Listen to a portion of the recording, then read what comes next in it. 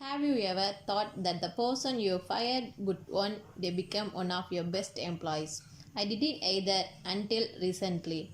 I am the co-founder and CEO of SMS Cupchip, a group messaging company. SMS Cupchip helps individuals to communicate with group of friends and business to communicate with group of customers and employees.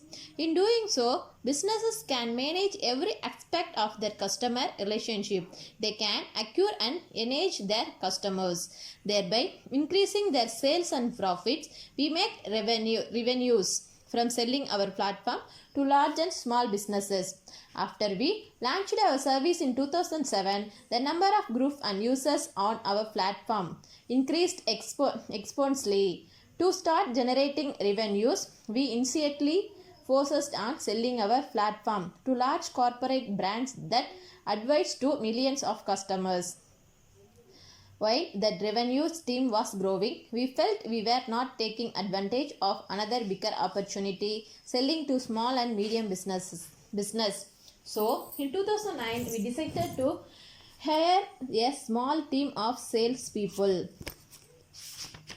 and asked them to start selling to small business. They started with the direct sales approach, visiting business one at a time and explaining our solution to them. But after a few months of effort, we found the initiative was not seeing much success. The revenues generated didn't pay for the cost that went into building and selling the product.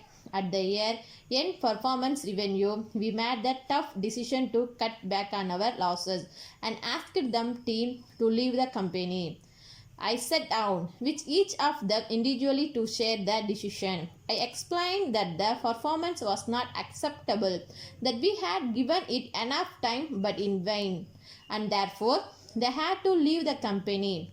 While they were personally very capable, the results were disputable. One of them, members Jeskan, surprised me with his response.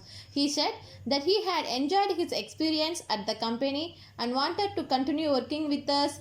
He felt that we would have had better results if the strategy was implemented differently. He proposed that he would work as a consultant on a sales commission only basis. The company would pay him no salary, only a commission on the sales generated. I was surprised at how he handled a difficult conversation with maturity. I was impressed by his conviction and given the limited financial risk to the company, I accepted his offer. Over the next 4 months, he built up a completely different indirect sales model. Instead of hiring a sales team, he engaged a large number of independent resellers who would sell SMS Cupchip product on a commission basis, a common model in the insurance industry but not tried in the mobile industry. By recreating the right kind of resellers and actually managing them, he was able to build a growing revenue stream. Soon, he was earning more in commission than the salary he was being paid earlier. Very soon, we tied him back into the company at the substantially higher salary than before. In a larger role since then, he has gone on to achieve great results for the company. Later, asked him what happened. If you could do it all along, why didn't you deliver earlier? His response was that outside the company, he experienced much greater freedom to experiment through the trial and error. Earlier, he felt he had to follow orders, but later on they were able to figure things out on their own.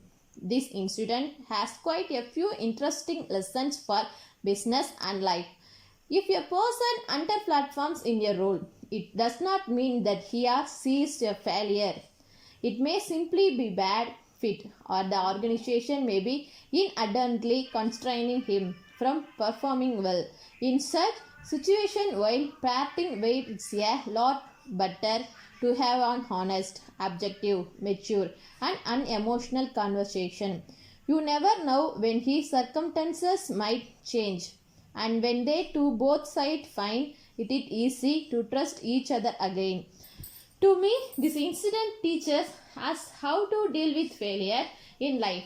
Failures can happen to anyone. It is how do you deal with that makes the difference. With the right attitude, a failure can be converted into a lesson and stepping stone for future success. It is clear that the secret to success, even in the face of failure, is not to fail backward but to fail forward.